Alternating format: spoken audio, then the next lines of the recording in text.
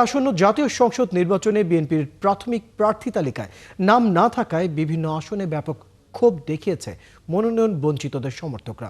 দুই পক্ষের সংঘর্ষ, হামলা ভাঙচুর হয়েছে মেহেরপুরের গাংনীতে। এতে আহত হয়েছেন অন্তত 10 জন। মনোনয়ন না পাওয়ায় ময়মনসিংহ, নাটোর ও চাঁদপুরে বিক্ষোভ, সড়ক অবরোধ করেছেন বঞ্চিত প্রার্থীর অনুসারীরা। সহকর্মীদের তথ্য ও ছবিতে প্রতিবেদন।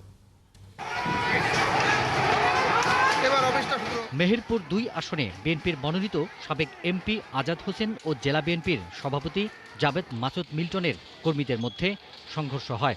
রণক্ষেত্র হয় গাংনী উপজেলা শহর। আহত হয় অন্তত 10 জন। ঘটনাস্থলে আইনশৃঙ্খলা রক্ষাকারী বাহিনী উপস্থিত থাকলেও সংঘর্ষ এড়াতে পারেনি।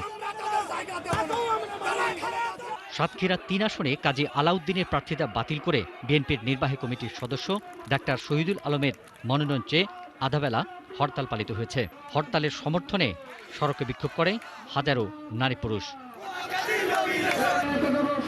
চাঁদপুরের ফরিদগঞ্জ উপজেলা বিএনপির আহ্বায়ক এম এ হান্নানকে মনোনয়ন না দেয় মহাসড়কে আগুন জ্বালিয়ে বিক্ষোভ করেছে তার সমর্থকরা।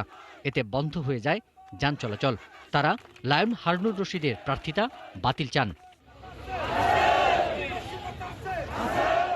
ময়মনসিংহ 3 গৌরীপুর আসনে রেলওয়ে স্টেশন অবরোধ করে মনোনয়ন বঞ্চিত আহমেদ তাইবুর রহমান হিরণের সমর্থকরা। পরে যাত্রীদের অনুরোধে 1 ঘণ্টার পর অবরোধ তুলে নেয়। নাটোর 1 লালপুর বাগাতিপাড়া আসনে জেলা বিএনপির সদস্য ডাক্তার ইয়াসির আরশাদ রাজন মনোনয়ন বঞ্চিত হয়।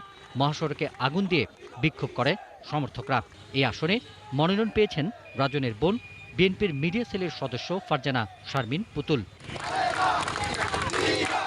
এদিকে পটুয়াখালী 3 গলাচিপা ও 10 মিনা আসনে কোনো প্রার্থী না দেওয়ায় চাপা উত্তেজনা সৃষ্টি হয়েছে।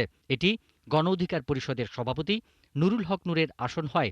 এ নিয়ে নানা গুঞ্জন চলছে।